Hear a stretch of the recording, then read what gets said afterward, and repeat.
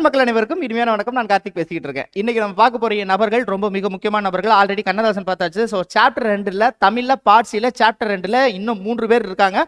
3 பேரும் மொத்தமா கொண்டு வந்தாச்சு. ஸோ யார் யார் அப்படின்னு பார்த்தீங்கன்னா முடியரசன், வாணிதாசன் மற்றும் சுரதா. இந்த 3 நபர்களுக்கும் மிக முக்கியமான ஒரு ஒற்றுமை இருக்கு. அது மட்டும் இல்லாமல் அந்த 3 நபர்கள் இருந்து முக்கியமான கேள்விகள் என்னென்ன டிஎன்பிசியில் கேட்குறாங்க அப்படின்னு பார்த்துக்கிட்டு இருக்கோம்.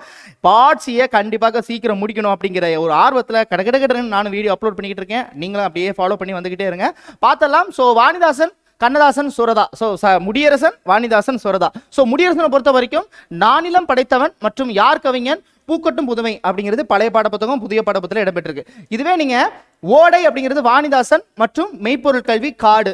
இதோடைய அதாவது இது ஃபுல் நேம் தெரிஞ்சுக்கணும்னு அவசியம் கிடையாது. இருந்தாலும் அதோடைய தலைப்பு மட்டும் நல்லா கவனிச்சுக்கோங்க. இப்ப யார் கவிஞன் என்று கேட்கறதுக்கு வாய்ப்புகள் இருக்கு. முடியரசன் யார் கவிஞன் கேட்கறதுக்கு வாய்ப்பு இருக்கு. தாசன் ஓடை மற்றும் மெய்ப்பொருள் கல்வி காடு.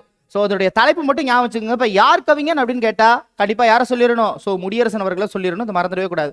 அதுக்கப்புறம் இது பாருங்க. ஸோ காடு இப்போ வந்து இந்த இடத்துல காடு அப்படிங்கிறது 12ஆம் வகுப்பு வாணிதாசன் அதுலேயும் வருது. ஸோ புதிய பாடப்புத்தகத்தில் காடு சுரதான் வருது. அதனால எல்லாத்தையுமே ஞாபகம் வச்சுக்கணும்னு அவசியம் இல்லை. சில முக்கியமான தலைப்புகள் ரொம்ப இப்போ யார் கவிஞன் அப்படிங்கிற கான்செப்டுக்குள்ள முடியரசன் அவர்கள் வர்றாங்க. ஸோ முக்கியமானது டிஃப்ரெண்டாக இருக்கிறது அவங்க படைத்த படைப்புகளை டைட்டில் வைக்கிறது மட்டும் ஞாபகம் வச்சுக்கோங்க.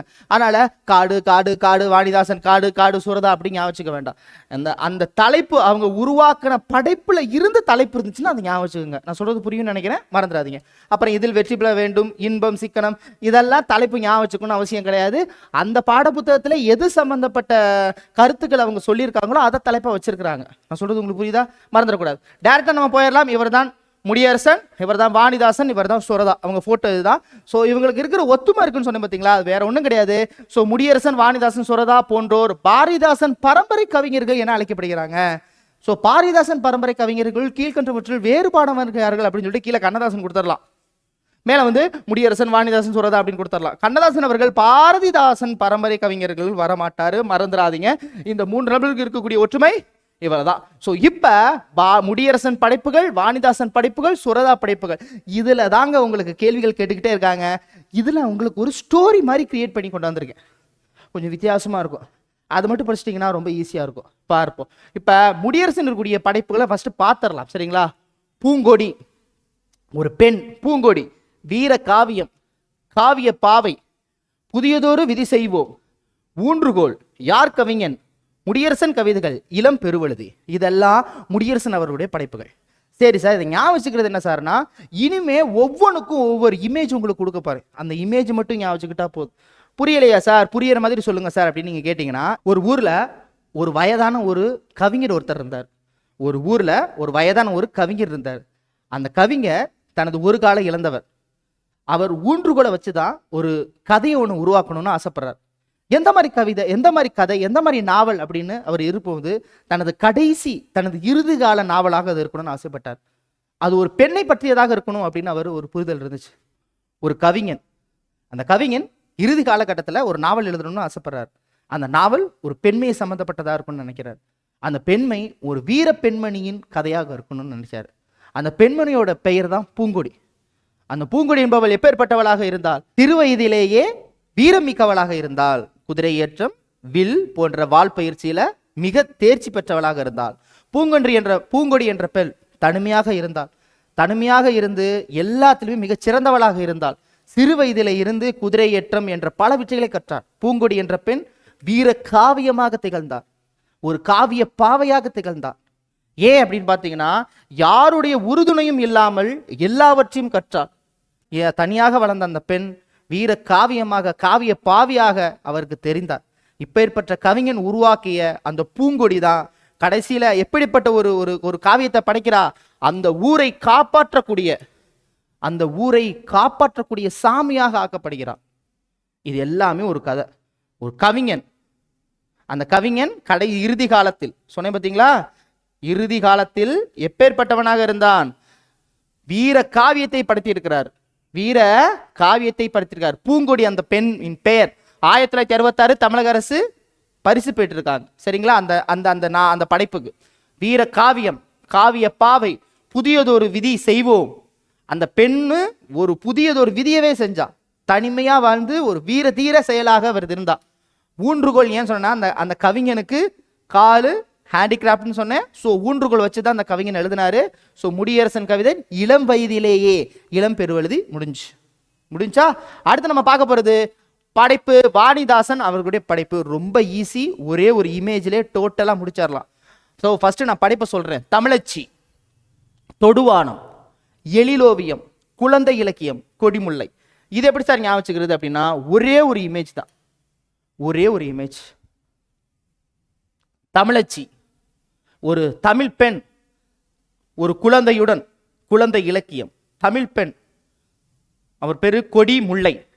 ஒரு தமிழ் பெண் தமிழச்சி குழந்தை இலக்கியத்துடன் தொடுவானத்தில் என்னது ஒரு எழிலோவியத்தை பார்க்கிறது. இந்த இடத்துல எழிலோவியங்கிறது வானவில சொல்றேன். ஸோ தமிழச்சி, குழந்தை இலக்கியம், அந்த பொண்ணோட பேரு கொடிமுல்லை, எழிலோவியம் கொண்ட வானவிலை பார்க்கிறார் தொடுவானத்தில். முடிஞ்சு போச்சு, அவ்வளவுதான். தமிழச்சி, தொடுவானம், கொடிமுல்லை, குழந்தை இலக்கியம், தமிழோவியம். இங்க இருக்கிறது அடுத்து சுரதா இருக்கிறது ரொம்ப சிறப்பு. ஒண்ணும் இல்லைங்க, ஒரு பெரிய கப்பல், கப்பல்ல ஒரு பட்டத்து இளவரசி இருக்கா. ஆனா மழை பெய்யுது, மழையெல்லாம் தேன்மழையா பெய்யுது. ஆனா சூறாவளி காத்தடிக்குது. அந்த கப்பல்ல இருந்து தனது இளவரசி தனது பெண்ணை ஒரு துறைமுகம் சார்ந்து கடக்கணும்னு நினைக்கிறா. இமேஜினேஷன் பார்த்துக்கங்க. இதை வச்ச முடிச்சிடலாம். எப்படி? எங்க இதுக்கு ஒரு இமேஜ் காமிங்க அப்படின்னா ஒரு துறைமுகம், துறைமுகம், மழை வருது, ஒரு கப்பல், சூறாவளி கப்பல், மழை பெய்யுது, தேனும் மழையுமாக பெய்யுது, அமுதும் தேனுமாக ஒரு மழை பெய்யுது. அந்த மலையில இருந்து காப்பாற்றணும் அப்படின்னு நினைக்கிறாங்க. இந்த மழையினால இங்க இருக்கக்கூடிய கலங்கரை விளக்கத்திற்குரிய சுவரும் சுண்ணாம்பும் கரைஞ்சுக்கிட்டு இருக்கு. அதுக்குள்ள எப்படியாவது போகணும்னு ஒரு படகின் வழியாக ஒரு பட்டத்து இளவரசி தனது மகளை கடத்துகிறாள், கடக்க முயற்சிக்கிறாள் துறைமுகத்திற்கு. இது போதும், இது போகும். இந்த இமேஜ், ஒரு இமேஜ் போதும். ஸோ கதை நல்லா புரிஞ்சுங்க. கப்பல், மழை வருது, இங்க சுவரும் சுண்ணாம்பு இருக்கு, துறைமுகம், பட்டத்து இளவரசி தனது மகளை கடக்கிறாள். சரி சரி சார், இப்ப இதுக்கு என்ன கதை சொல்ல போறீங்க? அமுதும் தேனும் கலந்த மழை பெய்கிறது, தேன்மழை, துறைமுகத்தை கடக்குறாங்க, சுவரும் சுண்ணாம்பும் மறைஞ்சுக்கிட்டு இருக்கு, சுரதா கவிதைகள், மங்கையர்க்கரசி. எந்த மங்கையர்க்கரசி? அந்த பட்டத்து இளவரசி மங்கையர்க்கரசி. எச்சில் இரவு, இரவு நேரத்தில் அந்த மழை பெய்கிறது. முடிஞ்சு போச்சு. ஸோ ரெண்டே ரெண்டு இமேஜ், 3 இமேஜ் மொத்தமாக முடிஞ்சு. மறந்துடாதீங்க. முடியரசன் அவர்கள் காரைக்குடியில் தான் பணியாற்றினாரு. ஸோ காரைக்குடியில் மீசு உயர்நிலைப் பள்ளியில் பணியாற்றிருப்பாரு. துரைராசு அப்படிங்கிறது அவருடைய இயற்பெயர். வாணிதாசன் அப்படிங்கிறது அரங்கசாமி என்று எத்திரா சொல்லி இது கேட்டுக்கிட்டே இருக்கிறாங்க, அவங்களுடைய இயற்பெயர். இந்த சைடு பார்த்தீங்கன்னா சுரதா வந்து ராசகோபாலன். சுரதா வந்து ராசகோபாலன் பாரதிதாசன் மீது பற்றினால் தான் தனது பெயரை என்ன சுரதான் மாத்திக்கிட்டாரு. கவியரசு, கவியரசு அப்படிங்கிற பட்டம் கொடுத்துருக்கிறாங்க முடியரசனுக்கு. கவியரசு கண்ணதாசன் தான், ஆனா கவியரசு என்ற பட்டம் குன்றக்குடி அடிகளார் கொடுக்குறாரு. எங்க? பரம்பு மலையில. குன்றக்குடி அடிகளார் பரம்பு மலையில் கவியரசு பட்டத்தை கொடுக்குறாரு 1966. நான் ஃபர்ஸ்ட் ஒரே தான் சொல்லிடுறேன், சரிங்களா? ஸோ முடியரசன் அவர்கள் காரைக்குடியில் பணியாற்றினாரு. காரைக்குடி பக்கத்தில் தான் குன்றக்குடி இருக்கு. காரைக்குடியில் பணியாற்றினால இவர் சீரும் சிறப்புமா இருக்கிறனால பூங்கொடி அப்படிங்கிற நாவல் ஏற்றினால 1966 இதுக்கு விருது கொடுத்ததுனால ஸோ அவருக்கு ஒரு பட்டம் கொடுக்கணும்னு முடியரசன் அவர்களுக்கு அங்கே இருக்கக்கூடிய குன்றக்குடி அடிகளார் பக்கத்திலே இருக்கு. குன்றக்குடி, பிள்ளையார்பட்டி, காரைக்குடிக்கு பக்கத்திலே. ஸோ குன்றக்குடி அடிகளார் அவருக்கு வந்து கவியரசு பட்டத்தை கொடுக்குறாரு. திராவிட நாட்டின் வானம்பாடி அப்படின்னு வர அறிஞர் அண்ணா அவர்கள் சொல்லியிருக்கிறார், சரிங்களா? அதே நேரத்தில் வீரகாவியன் நூலுக்கு தமிழக அரசு பரிசும் பெறாங்க 1973. என்னப்பா ஃபர்ஸ்ட் ஒரு குன்றக்குடி அடிகளார் கவியரசு பட்டத்தை கொடுத்தார். எப்ப? பூங்கொடி அப்படிங்கிற நாவலுக்கு விருது கிடைச்சதுக்கு அப்புறம். இப்ப திரும்பவும் அவர் என்ன பண்றாரு? வீரகாவியத்துக்கு பரிசு பெறாரு. அப்ப இன்னொரு பட்டத்தை கொடுப்போம்னா அடுத்த வருஷம் சங்கப்புலவர் பட்டம் அதே குன்றக்குடி அடிகளார் கொடுக்குறாரு, மறந்துடாதீங்க. அப்புறம் பாவேந்தர் விருதும் இவர் பெற்றிருக்காரு 1989. 1998 கலைமாமணி விருதும் பெறாரு. என்ன விருது? கலைமாமணி விருது. முடியரசன் படைப்புகள் தமிழ்நாட்டில் நாட்டுடைமை ஆக்கப்பட்டது. எப்பனா 2000 ஆக்கப்பட்டது. அதே நேரத்தில் யார் கவிஞன்னா இவர் தான், மறந்துடவே கூடாது. யார் கவிஞன்? இவரது கவிதைகள் ஸோ இந்திய சாகித்ய அகாடமியில் இந்தியிலும் ஆங்கிலையும் மொழிபெயர்ப்பு செய்யப்பட்டுள்ளது. இது ரொம்ப முக்கியம். இந்த சைடு அப்படியே பார்த்தீங்கன்னா அப்படியே ஆப்போசிட்டு வாணிதாசன் கவிஞரேறு. பாவலரேறு என அழைக்கப்படுபவர், பாவலரேறு என அழைக்கப்படுவர் பெருஞ்சித்திரனார். இது கவிஞரேறு இவர் தான், பாவலர் மணி இவர் தான், தமிழகத்தின் வேர்ட்ஸ் வித் இவர் தான். அதே நேரத்தில் பிரெஞ்சு அரசு குடியரசுத் தலைவரின் செவாலியர் விருது பெற்றிருக்காரு. ஏன் சார் இவர் பிரெஞ்சு அரசின் செவாலியர் விருது பெறாரு அப்படின்னு பார்த்தீங்கன்னா மிக முக்கியமாக இவர் வந்து பாண்டிச்சேரி சம்பந்தப்பட்டதுல தான் இருந்திருப்பாரு. இது ரொம்ப முக்கியம், இது ரொம்ப ரொம்ப முக்கியம். வாணிதாசன் பாரதிதாசன் மாணவர். இவர் பாவேந்தர் பாரதிதாசன் தொடக்க கல்வியில் பயின்றவர். இவர் பாரதிதாசன் பேர்னால தனது பேரே சுரதான் மாத்திக்கிட்டாரு, சுரதா. வாணிதாசனை பார்த்தீங்கன்னா தமிழ், தெலுங்கு, ஆங்கிலம், பிரெஞ்சு 4 மொழியில் புலமை பெற்றவராக இருந்தார். சோ இவர் தமிழ் பிரெஞ்சு கையகர முதலி என்ற நூலை வெளியிட்டார். ரொம்ப முக்கியம், தமிழ் பிரெஞ்சு கையகர முதலி என்ற நூலை வெளியிட்டார். மற்றபடி இவர் வெளியிட்ட தமிழ் கவிதை களஞ்சியம், இவரது பாடல்கள் இதுல இருந்து எதுல தென்மொழிகள் புத்தக வெளியீட்டு கழகம் வெளியிட்ட புதுத்தமிழ் கவிமலர்கள் என்ற நூலில் மற்றும் அது ஒன்றும் இல்லைங்க தொகுதிகளாக வெளிவந்துள்ளது. அவ்வளோதான், போட்டு ரொம்பலாம் அதில் போட்டு நீங்கள் குழப்பிக்க வேண்டாம். முக்கியமானது மட்டும் பாருங்க. உருசியம், ஆங்கிலம் முதலிய மொழிகளில் இவரது பாடல்கள் மொழிபெயர்ப்பு செய்யப்பட்டுள்ளன. சரிதானே? சரி. 1950ஆம் ஆண்டு நடந்த பாரதிதாசன் நடத்திய அழகின் சிரிப்பு அப்படிங்கிற ஒரு போட்டி நடந்துச்சு, ஒரு கவியரசன் போட்டி. இதில் ஃபர்ஸ்ட் பிரைஸ் யார் தெரியுமா? முடியரசன். 2வது பிரைஸ் வாணிதாசன். இது கேட்கலாம். 1950 நடந்திருக்கும். ஃபர்ஸ்ட் பிரைஸ் முடியரசன், 2வது பிரைஸ் வாணிதாசன். வாணிதாசன் இவரது முதல் பாடல் பாரதி நாள் இன்றடா பாட்டிசைத்து ஆடடா அப்படிங்கிற ஒரு பாடல் தான் வாணிதாசனுடைய பொழுது. இது நான் கீழே கொடுத்துருக்கேன், மறந்துடாதீங்க, ஷார்ட் நோட்ஸில் கொடுத்துருக்கேன். இவரது விதவிக்கொரு செய்தி என்ற கவிதை திராவிட நாடு இதழில் வெளிவந்து இவருக்கு பேரும் புகழும் வாங்கி தந்தது.